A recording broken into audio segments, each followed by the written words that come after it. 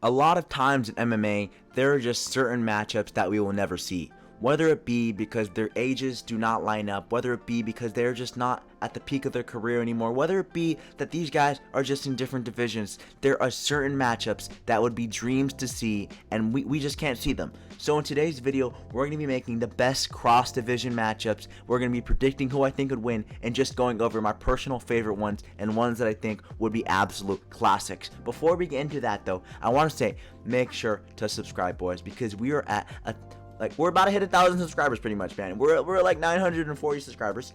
We're trying to hit 1,000 subscribers by the end of the year. It would mean a lot. It takes 1 second, brother, and it would help me so much. But without further ado, let's get into it. Let's get into the first matchup we have. The first matchup we have is going to be Khamzat Chimaev versus Magomed and Anklaev. And this is actually the matchup that inspired me to make this video. After Khamzat Chimaev went in there, he absolutely put a beating on Dricus du Plessis. I was thinking, well, we actually I thought that Dricus du Plessis was going to be too big for Khamzat. You know, I still thought Khamzat Chimaev was going to win, but I thought that Dricus du Plessis' just overall physique, his physical advantages, were going to be a lot to deal with for Khamzat Chimaev. I thought it was going to be very hard, and I thought Khamzat Chimaev would have struggled with that.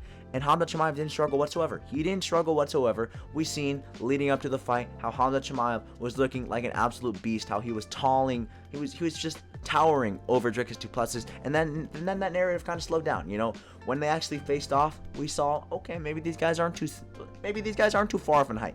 And then the fight happened, and we seen how Khamzat Chimaev just had the physical advantage, how he was just simply stronger than Dricus. Dricus du Plessis, his whole career, he had been known as a guy who was just so physically strong. He was able to just outmuscle guys like Adesanya, guys like Whitaker, guys like Strickland, and those guys were proclaimed as strong guys. So then, when Dricus goes in there and ragdolls all those guys, you would think Dricus du Plessis is the strongest guy in the middleweight division, but then Khamzat Chimaev goes in there and ragdolls Dricus du Plessis, which makes Khamzat Chimaev one of the strongest middleweights of all time. And brother, how big is too big for Khamzat Chimaev? That is why I think this matchup would be too good. How big is too big?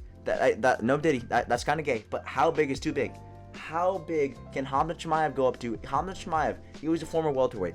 This guy went to middleweight, and now he is still just out-muscling these middleweights. So I don't think Khamzat Chimaev would necessarily be a big light heavyweight. I think he'd be an average-sized light heavyweight. But at the end of the day, he would be able to put up a good fight against a lot of light heavyweights, brother. And I'm saying good fight.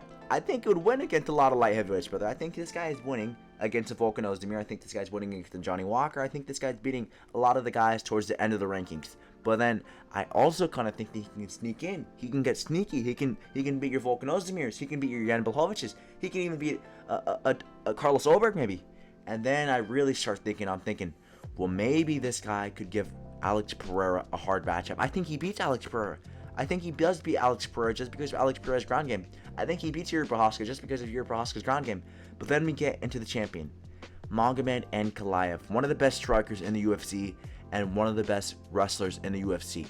So how well would Khamzat Chimaev do, the best wrestler in the UFC, against one of the best strikers and the wrestlers in the UFC? It is a very interesting fight. I think this would be an absolute war of a fight, and I'd still give it to Khamzat Chimaev. That is how high I am on Khamzat Chimaev at this point in his career. Khamzat Chimaev, we have never seen anything like this. He is a once-in-a-lifetime fighter. We need to acknowledge this because Khamzat Chimaev, he's too good, he's too physical, his wrestling is the best we've ever seen in UFC history, and I think he's just able to outmuscle anyone. How do you stop that first takedown from Khamzat Chimaev? You can't. You simply can't stop that first takedown, and that is something that is terrifying, because who is going to beat this man? Realistically, the only man who can beat him isn't Anthony Hernandez, which I've talked about many times on the channel before, or Magomed and Anklaev. So if anyone's going to beat Khamzat, it's going to be Magomed and Anklaev, and if anyone beats Magomed and Anklaev, it's probably going to be Khamzat Chimaev. That is what makes this fight so great. And that is what inspired me to do this video. And now let's talk about some other matchups we have. I would probably favor Khamzat Chimaev for this matchup though. Moving on to the next matchup.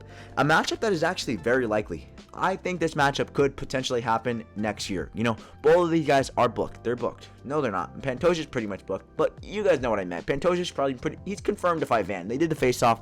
We already know that Van is the #1 contender. That fight's probably going to happen in December. Meanwhile, Merab is actually booked to fight Corey Sandhagen in October at UFC 320, and that's going to be a good fight. However, I do see Pantoja getting past Joshua Van, and I do see Merab getting past Corey Sandhagen, which leads us to this. No other clear-cut number 1 contenders in the flyweight division for Pantoja to face. No other clear-cut contenders in the bantamweight division for Morav to face. Alessandro Pantoja has said before that he does not want to go up to bantamweight, which confuses me a lot because Pantoja deserves to go up to bantamweight. But Morav has showed potential interest in this fight, and brother, MMA fans are showing potential interest in this fight because this is a certified banger. This is an absolute war, one of the greatest flyweights of all time versus the greatest bantamweight of all time, and it is a matchup that is very possible the UFC needs to capitalize off of this. I know both of these guys, maybe they don't have the biggest star power. Maybe both of these guys don't have insane star power. But combined, dude, this can main event a card, brother. This could co-main event a card with an absolute banger main event, maybe a heavyweight main event. That would be one of the best cards in UFC history, brother. Call me crazy, but that would be a certified banger. And how I see this fight playing out, I see this fight playing out similar to how Merab versus Umar Nurmagomedov went, where maybe Pantoja can take the first 2 rounds. Maybe he can, just because of pure skill. Merab, as much as I hate to say it, he is not one of the most skilled fighters ever. He is just one of the fighters he's a fighter who's good at winning. I know that sounds dumb, but he's a fighter who is simply just good at winning. And over time, over those 5 rounds, he is going to be able to win. He's going to be able to find a way to win. So that's why I compare this fight to the Umar fight, where I think Pantoja takes the first 2 rounds, and then Merab just with plot armor, with his cardio, takes over, and he wins the final 3. I still think it would be a banger matchup, and that's if Pantoja doesn't grab 1 more round. You know, Pantoja could win the first 2 easily, and then he has 3 more rounds to win 1. You know, I see this fight. It's a toss-up for me. Maybe I'd lead Merab, though. Moving on to the next fight, we do have JDM versus Ilie Topuria. Everyone is talking about Islam Makhachev versus JDM, and I know why. I know why, because obviously that fight is probably in the near future. That fight is pretty much confirmed for the MSG card we have in November. So obviously everyone's going to be talking about that fight, but I dream of this fight, brother. When I'm looking up in the ceiling at night, when I'm having dreams, this is in them. This is the dream, brother, because this is something. Oh my gosh, the boxing in this fight, brother. Ilie Topuria, widely regarded as the best boxer in the UFC. JDM, widely regarded as the best boxer in the UFC. Brother, put a note, just a striking fest. Brother, this is a 5-round striking fight. Brother, obviously Ilie Topuria has a grappling advantage. He is one of the best jiu-jitsu artists in the UFC. I can say that now because I've seen what he did to Ilie Topuria. He reversed a judo toss on Ilie Topuria, dude. He had Ilie Topuria in a crucifix to Charles Oliveira. Yeah. I mean, Ilie Topuria had Charles Oliveira in a crucifix. That is crazy. That is crazy. No one does that to Charles Oliveira. Charles Oliveira is one of the best jiu-jitsu artists in the UFC's history. And Ilie Topuria did that to him, brother. How good is Ilie Topuria's jiu-jitsu? We've never seen it truly tested. We've seen it against Yusuf Salal, maybe a little bit. We've seen it against Bryce Mitchell. But we've never seen it against the top of the top guys. And we've seen a little bit of it against Charles Oliveira. But we didn't see a lot of it. And it interests me how that fight would have gone if we did see more of Ilie Topuria's jiu-jitsu. But I'm getting off topic here because we're supposed to be talking about this fight. And, I think just Ilie Topuria would be able to win it just because of that grappling advantage. One of the best grapplers in the UFC because of his jiu-jitsu. And he would just, I understand that JDM, a lot of people are going to call me casual. They're going to be like, bro, everyone knows that JDM has laser lock takedown defense. But brother, you're not going to be able to stop a takedown when you're getting left hook, when you're getting overhand rights, and you're just doing the chicken dance all over the place. And that does beg the question too, though. Is Ilie Topuria necessarily going to have the power at welterweight? You know, we've seen JDM be able to put guys out like Randy Brown. We've seen JDM have the power to do it. You know, I'm not saying he has exactly one punch KO power like Ilie Topuria does, but I'm also not saying Ilie Topuria, if he goes up to 170, is he gonna have that power? You know, I was saying the same thing when Ilie Topuria went up to 155. Is that power gonna translate? I was one of the only guys who thought it would. But, however, 155 to 170, that's not 10 pounds. That's 15 pounds. And, I don't know. I'd love to see Ilie Topuria at 170 sometime in his career. This would be a banger matchup. But I probably would favor Ilie Topuria just because of the grappling. And I can't doubt this man's power. Put him against Tom Aspinall, brother, and I still won't doubt his power. Because I know I've seen it with my own eyes. Him chinning Max Holloway, him chinning Volk, him chinning Charles Oliveira. I can't doubt him anymore. I can't. Moving on to the next fight we do have. Volk's getting belt back, bro. Volkanovski versus Petr Yan. And I was talking about the boxing in the last fight, but the overall striking in this fight, pure cinema. Some of the best we've ever seen. Petr Yan is one of the best boxers, strikers, whatever you want to call it, in the UFC's history. Volkanovski, same thing with him. One of the best strikers/boxers in the UFC. The leg kicks, both of these guys have them. The jab, the teep, the overhand, the hook. everything these guys have. And then on top of that, these guys both have some sneaky ground games. Both of these guys have actually the ability to take you to the ground. Volkanovski's wrestling is actually really underrated. Petr Yan's wrestling, really underrated. They don't use it a lot, but when they do use it, it is essential to their game. We've seen what Volk was able to do with Yair Rodriguez. We've seen what Petr Yan was able to do with Sean O'Malley in some instances. Both of these guys have very elite ground games and some of the best pure striking we have ever seen. And that is what makes this fight so interesting. This is a fight that was potentially rumored a couple years ago when Petr Yan was in his prime, when he had just won the belt, and Volkanovski was obviously at the pinnacle of his career. Since then, we've seen Petr Yan go on a 3-fight losing streak. He lost his belt, and now he's on a 3-fight losing streak again. So, he may be back. But Volk obviously is still back. However, we probably won't see this fight just because of Volk's age, bro, and it really saddens me. That does hurt me a lot. Volk, he's 38. He's unk now, brother. He's not gonna have. He might not be 38, but he's old. He's definitely up there. And he said it before. He has 1 to 2 more fights left in his career. Petr Yan, brother, you would have to win the belt, then go on a little bit of a run to achieve double champ status, and I don't see that that's not likely, dude. Unless Petr Yan goes up right now with a featherweight and starts fighting like, I don't know, your Mazvars, your Rodriguez. He would have to go ASAP if we ever wanted to see that fight, and I don't think Petr Yan realistically wants the heat. I don't think he wants the smoke because Volk just has a physical advantage, and these guys, when they're toe-and-toe, like, it's literally 50-50. But Volk has one advantage in that he is just a little bit bigger, and that's why I'd have to lean towards Volk. That's all this fight comes down to, bro.